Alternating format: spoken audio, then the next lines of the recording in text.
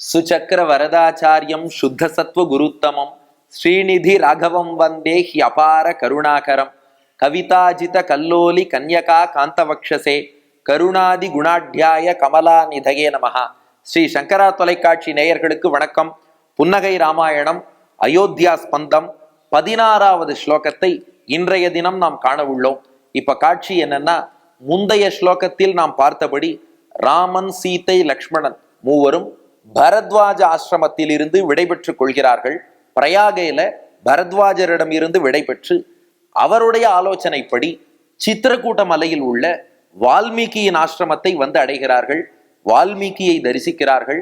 அதன் பின் சித்திரக்கூட்ட மலையிலேயே வால்மீகி ஆசிரமத்துக்கு அருகிலே ஒரு குடில், ஒரு ஆசிரமம் அமைத்து கொண்டு அங்கே ராமன், சீதை, லக்ஷ்மணன் இவர்கள் இனிதிருக்கிறார்கள்.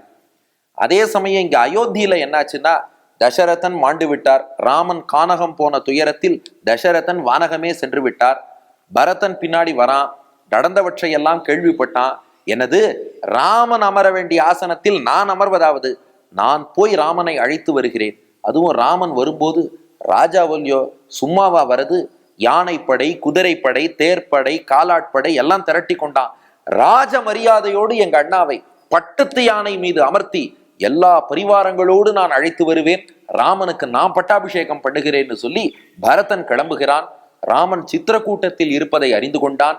சித்திரக்கூட்டை மலை அடிவாரத்துக்கு பரதன் வந்துட்டான். இப்ப என்ன பண்ணா, சித்திரக்கூட்ட மலையிலே ராமன் எங்க இருக்கான்னு தெரியல. அதனால சேனையில உள்ளவர்களை எல்லாம் எல்லா புறமும் போய் தேடுங்கள்னா, அப்ப யானைப்படை ஒரு பக்கம், தேர்ப்படை, குதிரைப்படை, காலாட்படை எல்லாரும் அப்படியே சித்திரக்கூட்ட மலையின் அடிவாரத்தை சுற்றி வளைத்து தேடத் தொடங்கினார்கள். இவ்வளவு சேனை வந்தா சத்தம் கேட்கும் இல்லையா? மலை உச்சியில ஆசிரமம், அங்கேதான் ராமன், லக்ஷ்மணன், சீதை இருக்கிறார்கள். சத்தம் கேட்டு லக்ஷ்மணன் வெளியில வந்து ஒரு மரத்துல ஏறி பார்த்தான். இந்த விஷயம் நீங்க அப்படியே மனக்கண்ணுல விஷுவலைஸ் பண்ணா நன்னாவே ரசிக்கலாம். ஒரு பெரிய மலையில சின்ன ஆசிரமத்துல ஒருத்தர் இருக்காருன்னா, கீழே இருக்கிற யாருக்கும் அந்த ஆசிரமம் தெரியாது. ஆனா ஆசிரமத்திலேருந்து பார்ப்பவர் கீழே இருக்கும் எல்லாரையுமே பார்ப்பார். அதனால லக்ஷ்மணன் ஒரு மரத்தின் உச்சியில ஏறி நின்று பாக்குறான். பார்த்தா பரதன் பெரிய சேனையோடு வந்திருக்கான். நியாயமாவே என்ன தோணும்? ஓஹோ, பரதனுக்கு ராஜ்யத்தை அபகரிக்கணும்னு ஆசை போல இருக்கு. அதனால காட்டுக்கு விரட்டினது போதாது, மொத்தமாவே ராமனை அழிச்சுட்டு ராஜ்யத்தை பெறணும்னு நினைச்சிட்டானோ. ஆதிசேஷனான லக்ஷ்மணனுக்கு கோபம் வந்தது. சீறிக்கொண்டு ராமனிடம் வருகிறான். அப்போது ராமன் ஒரு புன்னகை செய்தான். அந்த புன்னகையைத்தான் இந்த ஸ்லோகத்தில் வில்லூர் சுவாமி வர்ணிக்கிறார். அப்போ மனத்திரையிலே இந்த காட்சியை அப்படியே நீங்கள் முன்னிறுத்தி கொள்ளுங்கள். தொலைக்காட்சி திரையிலே ஸ்லோகத்தை சேவிக்கிறேள். உங்கள் இல்லத்திலும் உள்ளத்திலும் எழுந்தருளி இருக்கும் சீதாராமர்கள் முன்பு விண்ணப்பிக்கலாமா?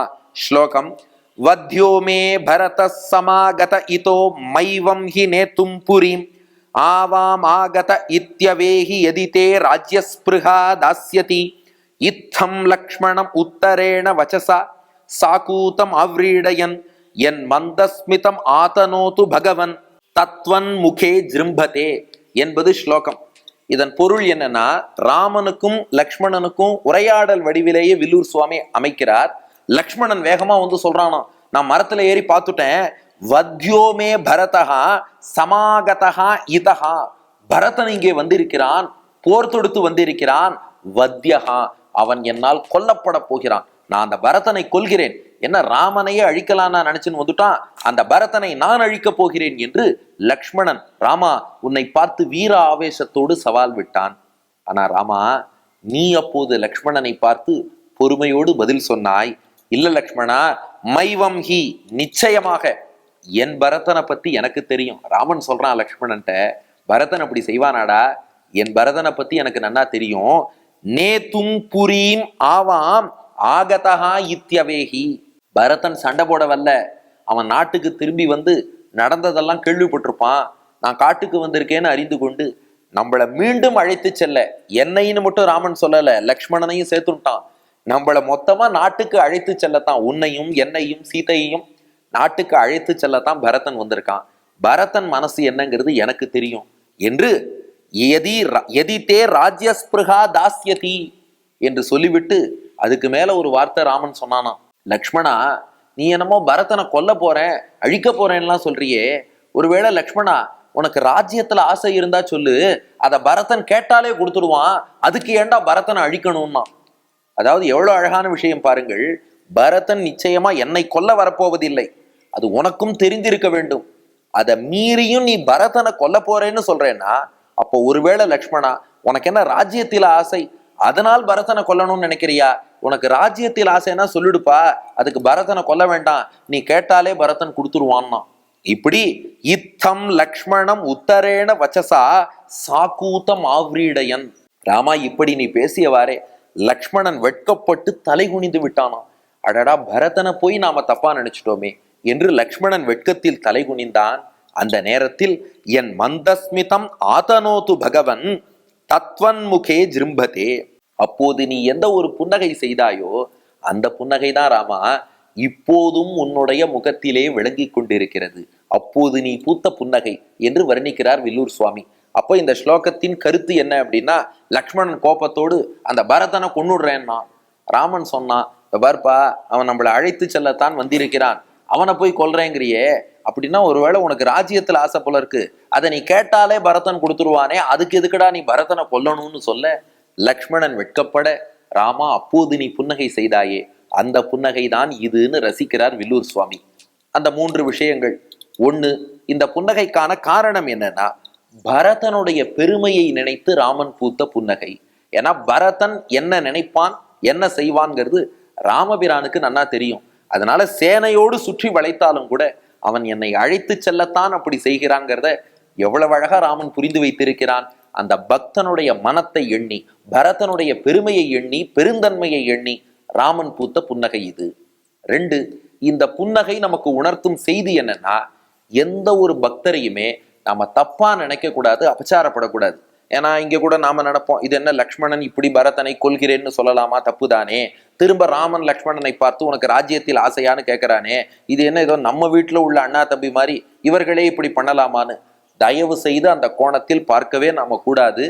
இது லக்ஷ்மணன் பண்றான்னாலும் ஒரு பாகவதரிடம் அபச்சாரப்பட்டால் அது பகவானுக்கு பிடிக்காதுங்கிறத நமக்கு உணர்த்தணுங்கிறதுக்காக லக்ஷ்மணன் இப்படி பண்றானே ஒழிய, லக்ஷ்மணனுக்கு பரதன் மீது கோபம் அல்லது பரதன் மீது பொறாமை, வெறுப்பு, பகை தயவு செய்து நாம் அப்படிலாம் நினைச்சுடவே கூடாது.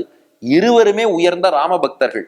மேலும் லக்ஷ்மணன் ஒருவேளை இப்படி பரதன் வந்துட்டான் ஆபத்துன்னு சொல்றான்னா அதுக்கு என்ன காரணம்னா, பரதன் மீது பகையோ பொறாமையோ காரணம் கிடையாது, ராமன் மீது உள்ள பொங்கும் பரிவு காரணம்.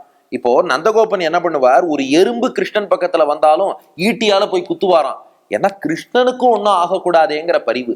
அது போல ராமன் மீது உள்ள அந்த அன்பினாலே, ஐயோ சேனை வந்துடுத்தே, எங்க அண்ணாவுக்கு ஒண்ணு ஆயிட்டா என்ன பண்ணுவேன்னு லக்ஷ்மணன் பயந்தானே ஒழிய, அதனால அதை நாம வேற கோணத்துல இவனுக்கும் அவனுக்கும் இப்படியெல்லாம் நம்முடைய லெவல்ல இதை பார்க்க வேண்டாம்ங்கிறது அடியனுடைய தாழ்மையான பிரார்த்தனை. ஆக மொத்தம் இந்த புன்னகை தெரிவிக்கும் செய்தி என்னன்னா, என்னைக்குமே ஒரு அடியார்கிட்ட நாம் அபச்சாரப்படக்கூடாது. ஒரு பக்தரை பார்த்து அவர் இப்படி, அவர் அந்த மாதிரி செஞ்சுட்டார், இதெல்லாம் நாம சொன்னா பகவான் அதுக்கு பதிலடி கொடுப்பான்.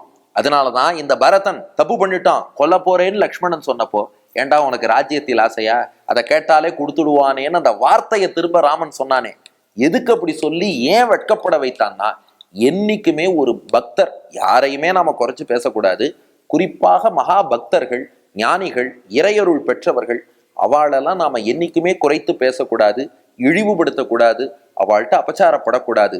அப்படி செய்தால் இறைவன் நம் மீது கோபம் கொள்வான். அதை புன்னகை வாயிலாக ராமன் உணர்த்துகிறான். 3வது, இந்த புன்னகையால் இதை ரசித்து இந்த ஸ்லோகத்தை சேவிக்கும் அடியார்கள் அவர்களுக்கு என்ன பலன்? வாங்க ஸ்லோகத்தை சேவிச்சுட்டே பார்த்துடுவோம். வத்யோமே பரத சமாகத இதோ மைவம் ஹி நேதும் புரீம் ஆவாம் ஆகத இத்யவேஹி யதிதே ராஜ்யஸ்பிருஹா தாஸ்யதி இத்தம் லக்ஷ்மணம் உத்தரேண வச்சசா சாக்கூதம் ஆவ்ரீடயன் என் மந்தஸ்மிதம் ஆதனோது பகவன் தத்வன்முகே ஜிரும்பதே என்ற ஸ்லோகத்தை தினந்தோறும் சொல்லி ராமனை வழிபடுவோருக்கு குடும்பத்தில் உள்ள மனக்கசப்புகள் நீங்கும்.